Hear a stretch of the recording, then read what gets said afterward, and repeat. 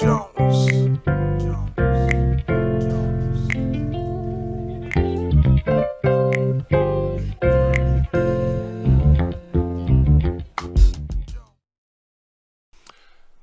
Bonjour à tous, c'est une joie de vous retrouver dans une nouvelle capsule. On commence à s'habituer autour de sa parole. J'ai commencé une série sur comment porter du fruit. Je crois que c'est le défi de toute une vie, c'est le défi de la vie chrétienne. C'est comment porter du fruit dans mon ministère. Si vous servez Dieu depuis un certain temps, peu importe que ce soit à la louange, à l'école du dimanche, à la garderie, à l'accueil, à la sono, à la vidéo, à la prédication, peu importe, à la jeunesse, et je pourrais continuer à la prière. Dieu nous invite tous à porter du fruit, et du fruit abondant. Il attend de trouver des fruits chez nous, et parfois on a des saisons qui sont particulières. Mais la Bible nous montre que c'est possible de porter du fruit en toute saison. Même dans mon travail, je peux porter du fruit, réellement. Alors, les deux présents épisodes, j'ai abordé avec vous deux questions. La première, c'est d'être planté. La deuxième, c'est d'être taillé et émondé. Aujourd'hui, j'aborde avec vous cette question qui consiste à demeurer en Christ. Demeurer en Christ et vous porterez du fruit. Regardez avec moi dans Jean chapitre 15, du verset 4 au verset 8. Jean chapitre 15, du verset 4 au verset 8. Jésus parle à ses disciples et il dit ceci. Demeurez en moi et je demeurerai en vous. Le sarment ne peut pas porter du fruit par lui-même sans rester attaché au cep. Il en va de même pour vous si vous ne demeurez pas en moi. Je suis le cep, vous êtes le sarment. Celui qui demeure en moi et en qui je demeure porte beaucoup de fruits. Car sans moi, vous ne pouvez rien faire. Si quelqu'un ne demeure pas en moi, il est jeté dehors comme le sarment et il sèche. Puis, on ramasse les sarments, on les jette au feu et ils brûlent. Si vous demeurez en moi et que mes paroles demeurent en vous, vous demanderez ce que vous voudrez et cela vous sera accordé. Ce qui manifeste la gloire de mon Père, c'est que vous portiez beaucoup de fruits. Vous serez alors vraiment mes disciples. Jésus dit quelque chose d'extraordinaire au travers de ces textes. Le tout dernier verset, les toutes dernières phrases, il dit « Vous serez réellement ses disciples si vous manifestez la gloire de son Père. Et la gloire de son Père agit lorsque vous portez beaucoup de fruits. » Et donc, pour porter beaucoup de fruits, il faut demeurer en lui. Vraiment. Alors, ça veut dire quoi demeurer en Christ? Qu'est-ce que Jésus veut nous enseigner au travers de ce texte?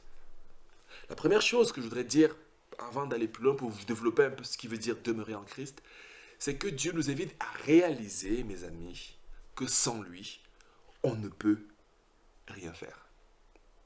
Le simple fait de comprendre et de saisir cette vérité transformera notre vie et votre vie. Réalisez que si ce n'est pas Christ qui fait quelque chose, ce que je fais sera vain, inutile et sans fruit.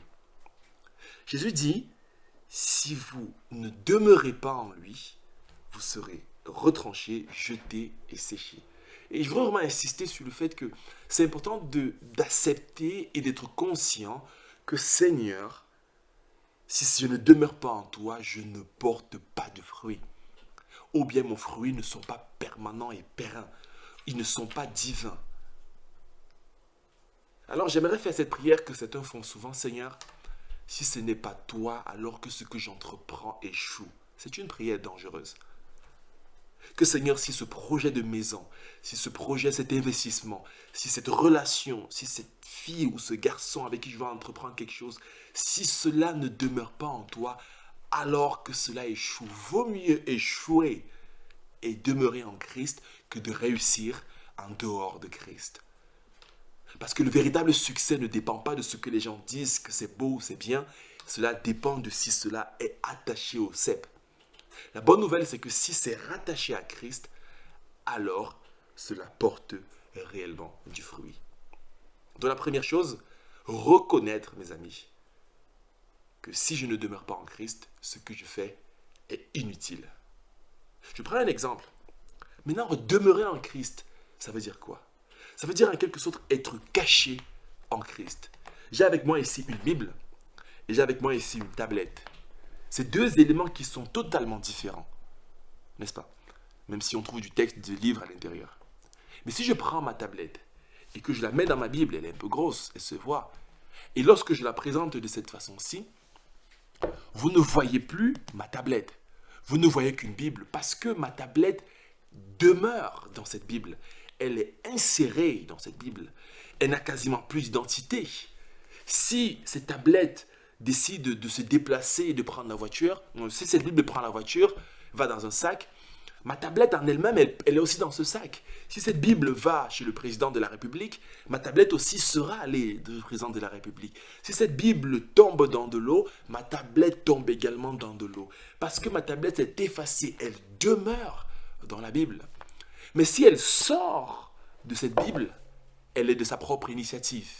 De la même manière, mes amis, notre victoire, notre abondance, notre prospérité, notre épanouissement, notre capacité à apporter du fruit dépend de notre capacité à être caché en Christ, à être en lui, à demeurer en lui.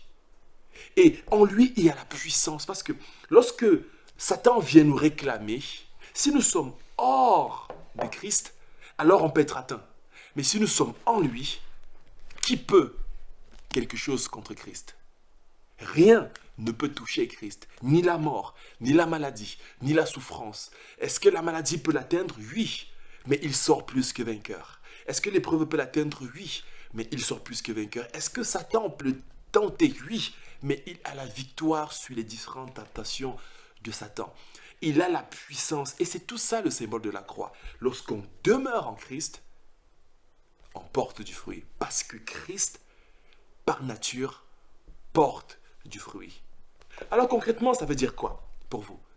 Ça veut dire, mes amis, décidez de transformer vos pensées afin qu'elles soient alignées aux pensées de Christ. Dans Romains 12, il est écrit, ne vous conformez pas au siècle suivant, mais soyez transformés par le renouvellement de votre intelligence.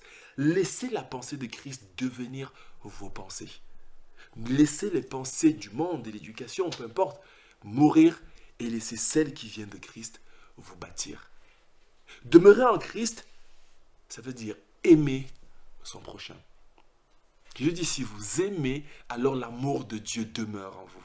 Demandez ce que vous demandez, ce que vous voulez, et cela vous sera accordé. Aimer comme Christ, c'est demeurer dans son amour. Pardonner, c'est demeurer dans son amour. Être missionnaire, c'est demeurer dans son amour. Servir le Seigneur, c'est demeurer en Christ. Rechercher premièrement le royaume des cieux, c'est demeurer en Christ. Venir à l'église, c'est demeurer en Christ parce qu'il allait à l'église. Ne pas suivre les courants de ce monde, mais suivre la volonté de Dieu, c'est demeurer en Christ. Je vous invite, mes amis, à demeurer en lui. C'est le secret d'une vie chrétienne remplie de fruits. Parce que lorsque vous demeurez en lui, il dit, vous êtes comme rattaché au sarment. Vous êtes comme le cep rattaché au sarment. La sève coule naturellement. L'Esprit de Dieu coule. L'Esprit du Père coule. La joie de Dieu est là. La présence de Dieu est une réalité. Dieu vous invite et nous invite à demeurer en lui. Alors, un conseil pratique. Ne passez pas une journée sans vous asseoir et passer du temps avec Dieu. Juste un temps avec lui. Vous ne pouvez pas... Beaucoup de gens demeurent dans la télé. Ils demeurent tous les jours sur le journal, les séries, les films. Et vous demeurez plus. Demeurer, c'est accorder de l'attention à Dieu. C'est lui accorder votre présence. Lorsque vous décidez d'éteindre votre téléphone, d'éteindre votre télé et de juste passer du temps avec Dieu, vous décidez de demeurer avec lui. Parce que vous êtes avec lui. Ça ne veut pas dire que j'ai un problème contre la télé et contre le téléphone. Non, loin de là. Mais je me dis que si vous consacrez juste 1 minute par jour avec Dieu, alors il y a un problème. sur 24 heures. Si vous ne passez pas du tout du temps, alors ce n'est pas un message de culpabilité, mais c'est un appel à revenir à ce qui est essentiel. Seigneur, je veux juste passer du temps avec toi. Si vous demeurez avec votre femme parce que vous passez du temps avec elle. Si vous ne passez jamais du temps avec votre femme et que chaque fois que vous venez, c'est juste pour vous demander à manger ou vous ne demeurez pas avec elle. Si vous n'avez pas d'intimité avec elle, vous ne demeurez pas avec elle. Ne laissez pas une journée sans demeurer avec lui, sans passer du temps avec lui. Faites ce que Dieu aime. Jésus aime la mission. Jésus aime gagner les âmes. Jésus aime l'Église. Jésus est mort pour l'Église. Aimez l'Église. Aimez le servir. Aimez votre prochain. Parce que c'est ça, demeurer en Christ. Alors, c'est tout un chapitre. Toute la Bible pourrait se résumer au fait de juste demeurer en lui. Alors, je vous invite, je vous supplie, demeurez en Christ. Comme cette tablette dans une Bible, que quand on vous voit, on ne vous voit plus, mais on voit Christ. On voit le sarment. On voit le cep. On voit l'identité. Et que comme les premiers chrétiens, on dise, lui, il ressemble à Christ. Parce qu'il demeure en lui. Que le Seigneur vous bénisse, mes amis. Et surtout qu'il vous donne de demeurer en Christ, afin de porter beaucoup, beaucoup de fruits avec lui. Que le Seigneur vous bénisse et à très bientôt pour un nouvel épisode.